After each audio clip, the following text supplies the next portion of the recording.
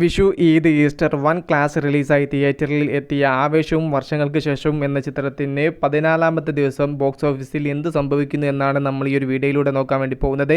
അതിലേക്ക് വരാം. അതിന് മുന്നേ മൂവി പ്ലസ് മീഡിയ എന്ന് പറയുന്ന നമ്മുടെ ചാനൽ ആദ്യമായിട്ട് കാണുന്നവരാണെങ്കിൽ സബ്സ്ക്രൈബ് ചെയ്യുക. ഇന്നത്തോടു കൂടെ സെക്കൻഡ് വീക്ക് പൂർത്തിയാക്കുകയാണല്ലോ ആവേശവും വർഷങ്ങൾക്ക് ശേഷവും.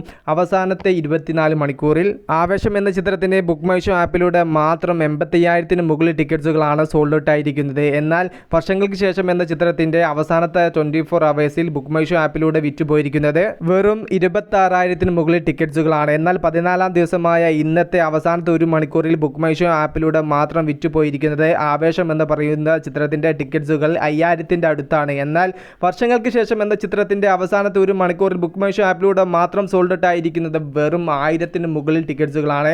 ഇപ്പോൾ നമുക്ക് മനസ്സിലാക്കാൻ വേണ്ടി സാധിക്കുന്നു.